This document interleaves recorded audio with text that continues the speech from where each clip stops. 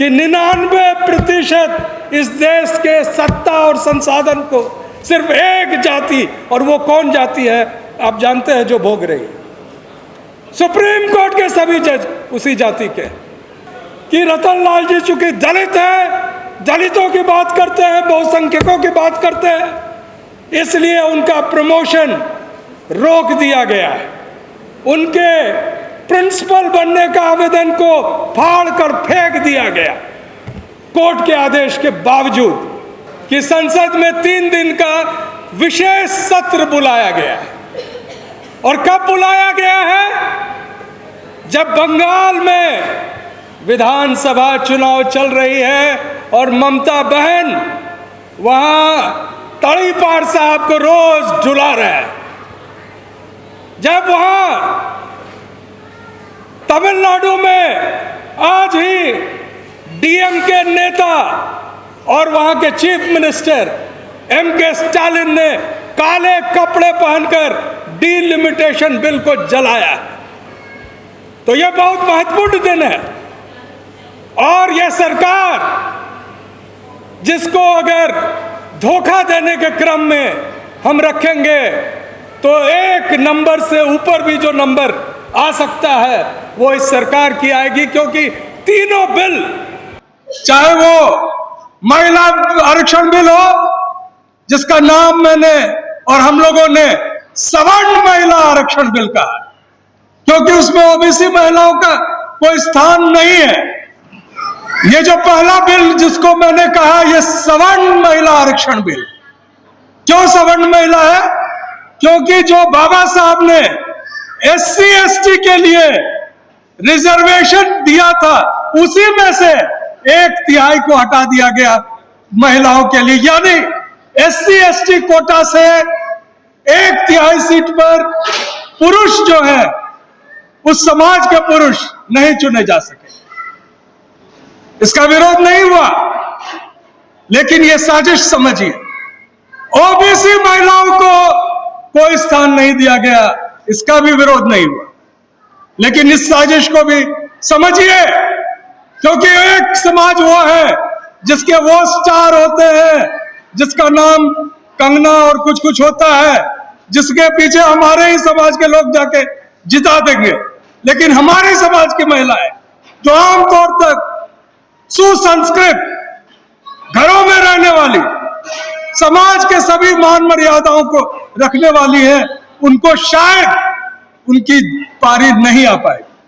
दुनिया में एक देश है हंगरी, और उसका प्रधानमंत्री विक्टर ऑर्बन 16 साल के बाद 16 साल तक शासन किया, सुप्रीम कोर्ट को अपने शिकंजे में रखा।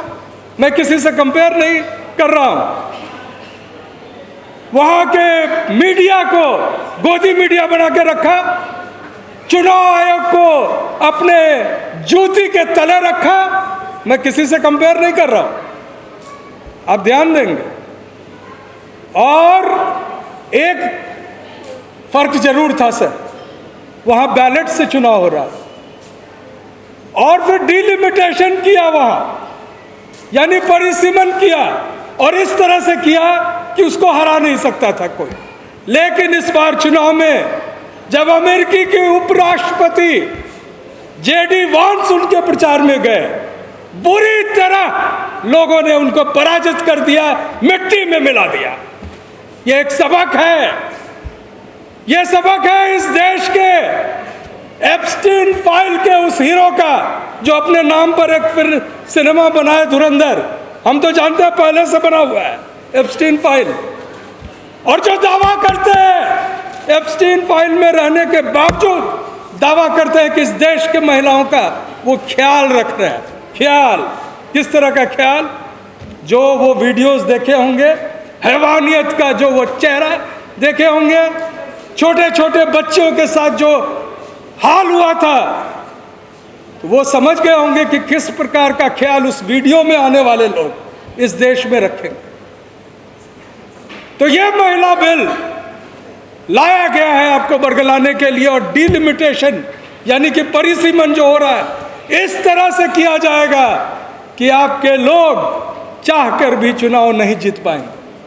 मैं ध्यान दिलाना चाहूँगा, 2002 में जब परिसीमन हुआ था तो उसके दो नियम सर होते हैं, या तो वो भौगोलिक स्थिति पर होना चाहिए, ज्योग्राफिकल, या वो प्रशासनिक इकाई के तौर पर होना चाहिए, यानी कोई जिला बन सकता है एक लोकसभा का क्षेत्र।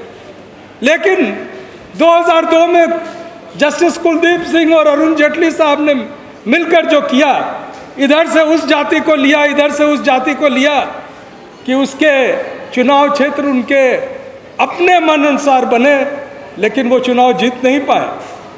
2004 में वो चुनाव हार गए थे। लेकिन इस बार बहुत ही साजिशन ये डिलिमिटेशन किया जा रहा है। सर तो संसद में बोलेंगे। मैं निवेदन करता हूं आदरणीय राजेंद्र पाल जी को कि जरा सोचे कि किस तरह की साजिश इस डिलिमिटेशन में की जा रही। क्या आपके लोग फिर जीत पाएंगे? अगले 50 साल तक वही लोग जो तथाकथित आरएसएस हिंदूवादी संगठन जो हिंदू राष्ट्र बनाने के लिए कृत संकल्प हैं और संविधान को धूल में मिलाने के लिए साजिशन तैयार है, वही लोग शासन करेंगे। तो क्या ये हमारा कर्तव्य नहीं है कि इसका विरोध किया जाए? मैं बताना चाहूँगा कि जो सेंसस में बिल लाई जा रही है, यानी कि पहले तो कहा गया था कि जाति के आधार पर गिनेंगे, अब क्वेश्चन नंबर 12 से हटा दिया गया, यानी उसमें SC ST एंड अदर्स किया गया, OBC नहीं है। लेकिन उससे भी एक गंभीर बिल, वो बिल ये है कि जो सेंसस होगा उसकी डेटा आपको बताई नहीं जाएगी, वो सिर्फ सरकार के पास रहेगी। जैसे 2011 की जो रिकॉर्ड्स थे, जो जातिगत सर्वे हुआ 5000 करोड़ खर्च करके, वो सिर्फ फाइलों में बंद है, या तो वो इस देश के गृह मंत्री के पास है या प्रधानमंत्री के पास।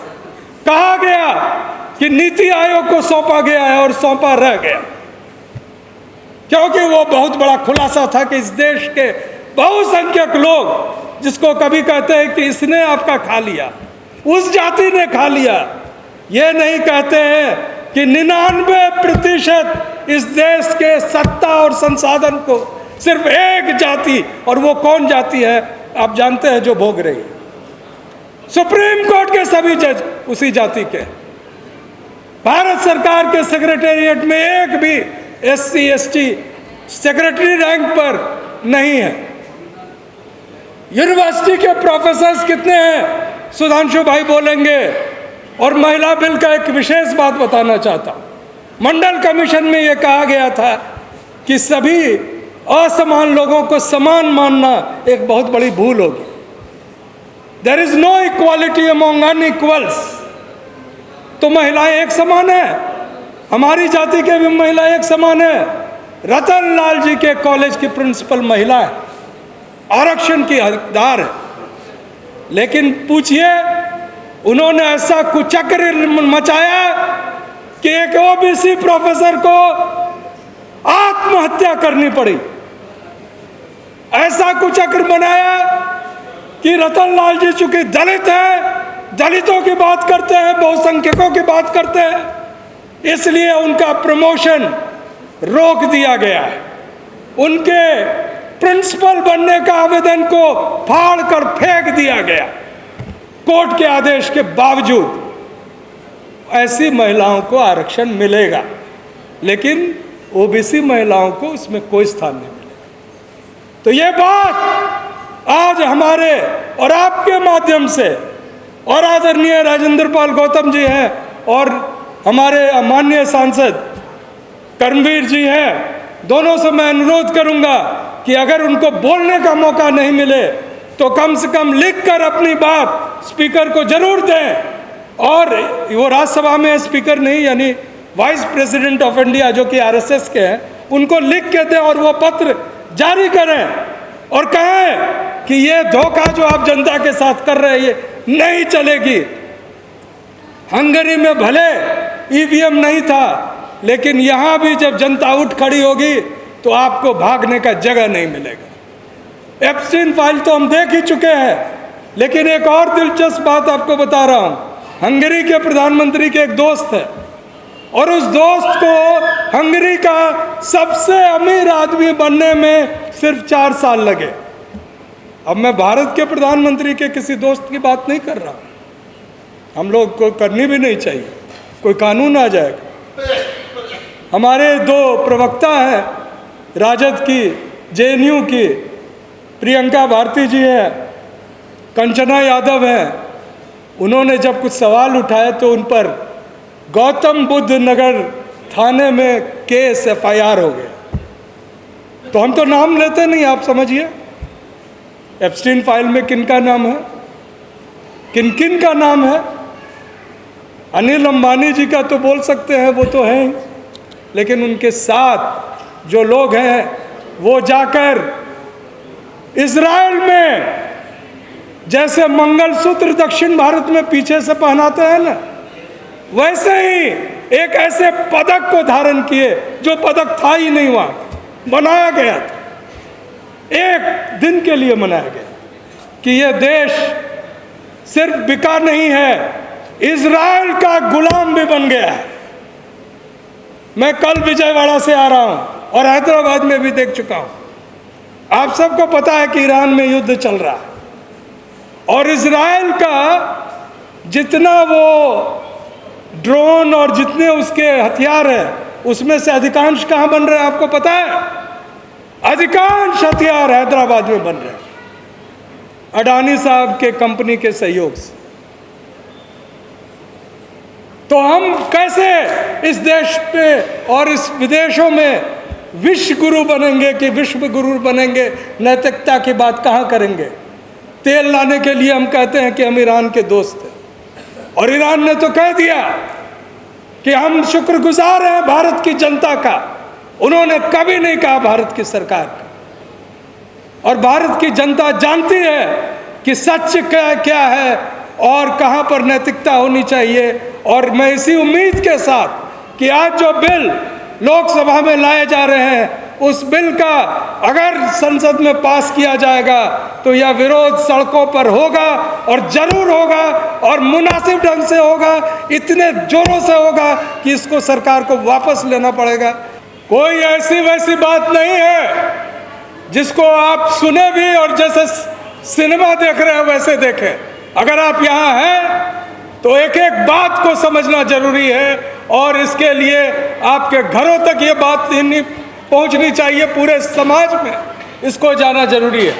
मैं सबसे पहले आदरणीय सांसद कर्मवीर बौद्ध साहब को बहुत बहुत बधाई देता हूं। और संसद में जब कोई, चूंकि आज उन्होंने शपथ ली है 16 अप्रैल को, तो ये एक बार उनको मौका मिलेगा सदन में अपना डेब्यू भाषण यानी पहला भाषण करने का। लेकिन उससे भी पहले जो आज उनका भाषण होगा वो एक तरह से पूरे समाज के लिए होगा, क्योंकि हमारी सोशल मीडिया जो है, जिनको मैं बहुत एहतराम करता हूं, वो हमारी बात को लोगों तक पहुंचाते हैं। जो गोदी मीडिया है वो पहुंचाए ना पहुंचाए कोई फर्क नहीं पड़ता है।